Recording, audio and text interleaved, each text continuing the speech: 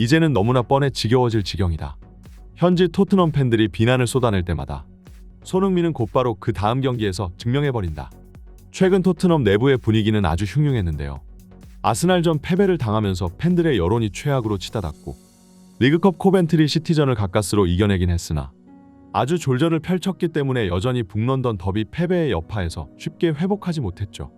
그리고 이 상황에서 토트넘은 브렌트포드라는 강적을 만나게 되었는데 비록 중위권 클럽이지만 굉장히 체계적인 조직력을 갖추고 있는 팀이라 토트넘은 물론이고 프리미어 리그 상위권 강팀들이 브렌트포드의 세트피스와 역습 전략에 한 번씩은 당해버리고는 했죠. 특히나 라인을 올리는 토트넘 같은 팀들을 잡는데 도가 터있는 브렌트포드의 토마스 프랭크 감독이라 토트넘은 최근 좋지 않은 경기력이 겹쳐 홈 경기임에도 불구하고 전문가들은 이 경기가 굉장히 치열하게 흘러갈 것으로 예상했습니다. 그리고 이런 상황 속에서 최근 위기에 빠진 한 남자가 있었는데요. 그것이 바로 손흥민으로 놀랍게도 최근 토트넘 현지 팬들은 손흥민을 향해 떠나라며 아우성대고 있죠. 아스날전에 이어 연속으로 코벤트리 시티전에서도 공격 포인트를 기록하지 못하자 역시나 의뢰 그랬듯이 또 손흥민이 에이징 커브가 찾아왔다며 늙고 병든 주장은 이제 팀에서 떠나야 한다면서 지난 10년간 구단을 위해 커리어를 희생해온 선수에게 막말을 내뱉기 시작했습니다. 실제로 최근 손흥민 선수의 경기력이 썩 만족스럽지 않았던 것은 사실이었기에 많은 사람들이 이번 시즌 손흥민이 저번 시즌과 같은 공격 포인트 기록을 쓰지 못할 것이라는 의견이 점차 많아졌죠. 그러나 스카이 스포츠의 해설자 티에리 앙리는 과거 이런 말을 한 적이 있습니다. 손흥민은 힘든 상황에 놓일수록 더욱 위대해지는 선수이다. 그를 무시하고 깎아내리려는 자들이 늘어날수록 항상 경기력으로 증명해준다. 토트넘 팬들의 냄비 근성이 들끓기 시작했으니 아마 소니는 곧바로 다음 경기에서 골을 넣을 것이다.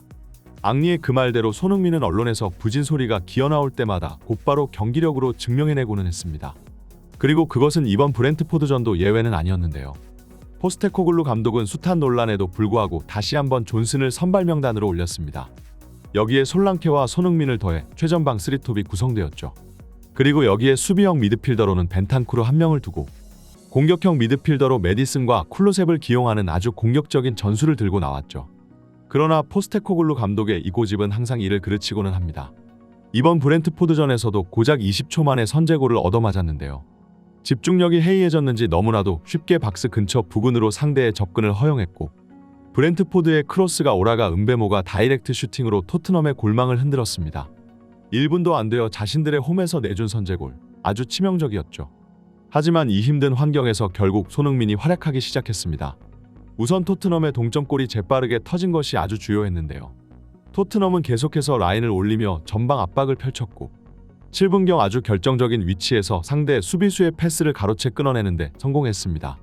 여기서 메디슨이 곧바로 슈팅을 가져갔으나 골키퍼에 막히고 말았고 튕겨나온 세컨볼을 솔랑케가 처리하며 1대1 동점을 기록했죠.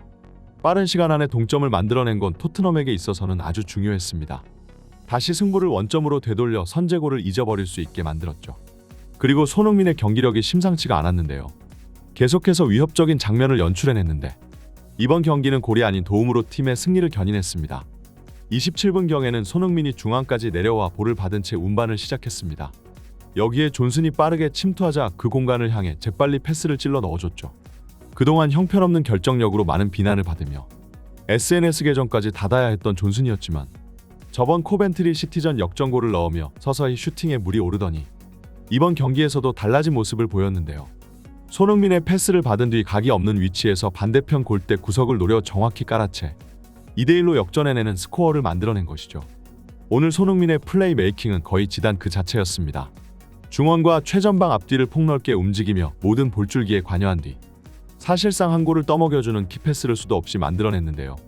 61분경에서도 혼자 공을 몰고 질주에 들어가 수비수 2명을 끌어들인 뒤 옆에 있는 존슨에게 1대1 찬스를 만들어줬는데 존슨을 비롯한 동료 선수들의 결정력이 조금만 더 좋았더라면 오늘 손흥민은 어시스트를 거의 한 4개 이상은 올릴 수 있는 순간이 있었죠. 토트넘은 2대1로 앞서 나가기는 했으나 여전히 한 골차 리드는 불안한 상황이었습니다. 그리고 80분까지도 이 스코어가 유지되자 브렌트포드는 동점골을 넣기 위해 더욱 거세게 몰아붙였죠. 하지만 이 중요한 타이밍에 다시 승부를 결정지은 것은 손흥민이었습니다. 84분경 손흥민이 전방에서 공을 잡아 하프스페이스 측면 지역으로 치고 들어갔습니다.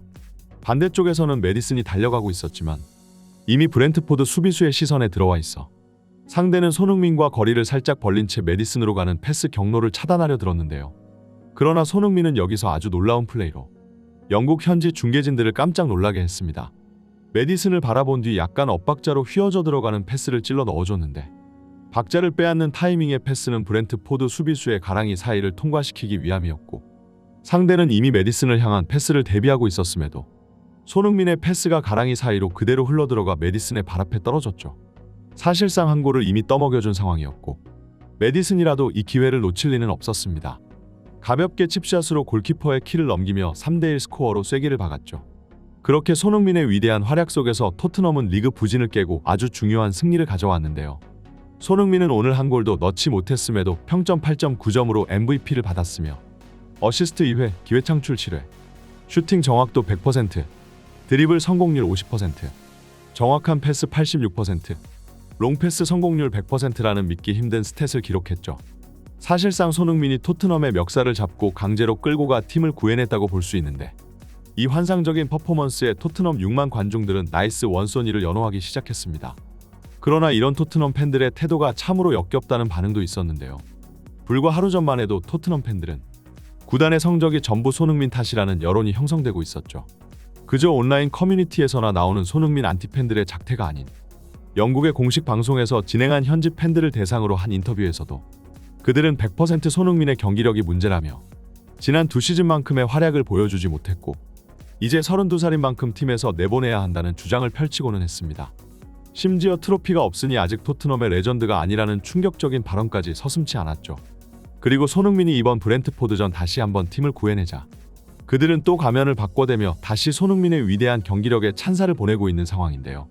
이렇게 뻔뻔한 행동이 한두 번도 아니고 당장 지난 개막전 레스터시티전 무승부 이후 그 이후 에버튼전에서 멀티골을 넣은 상황에서도 마찬가지였으니 그야말로 영국 최고라고 볼 수 있는 토트넘의 역대급 냄비 근성에 현지 팬들은 그들이 트로피를 들지 못하는 데에는 다 이유가 있다며 조롱하는 중입니다. 한 영국 전문가들은 토트넘 팬들이 유럽에서 볼 수 있는 팬들의 최저점이라고 말했을 정도인데요. 손흥민은 이번 승리로 아주 기뻐하고 있고 팬들도 좋아하고 있지만 그들은 손흥민 선수가 힘들어하고 있을 때 단 한 번도 그를 지지해준 적이 없었죠. 오히려 가장 먼저 배신을 때리며 팀에서 떠나라며 등을 떠미는 족속들이었습니다. 오늘 경기에서도 여전히 토트넘이라는 팀은 손흥민 없이는 도저히 굴러갈 수가 없는 팀이라는 것이 증명되었는데요. 손흥민의 퍼포먼스가 아니었다면 브렌트포드에게 끌려가며 또 승점을 드랍했을 수준의 선수 한 명의 압도적인 영향력을 확인할 수 있었던 경기였죠. 한편은 손흥민이 제발 토트넘을 떠났으면 좋겠다고 말하고는 합니다. 손흥민이 비로소 사라지고 나서야 그들이 자신들의 팀에는 너무나 과분한 선수를 데리고 있다는 걸 깨달을 수 있기 때문이라고 하는데요. 한 경기 골을 못 넣을 때마다 매번 손흥민 아웃을 외치지만 실제로 그런 상황이 벌어진다면 토트넘은 다시 중하위권 클럽으로 되돌아갈 테죠.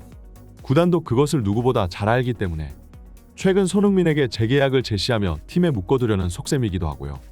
이제 이 경기 이후 토트넘은 유로파 리그에서 카라바흐를 상대하고 그 다음 맨체스터 유나이티드를 만나러 갑니다. 아주 중요한 일정이 연이어 이어진다고 볼 수 있는데요. 이 경기에서 손흥민이 단순 도움이 아닌 골도 같이 기록할 수 있기를 기대해봅니다. 이번 영상은 여기까지입니다. 구독과 좋아요는 사랑입니다. 감사합니다.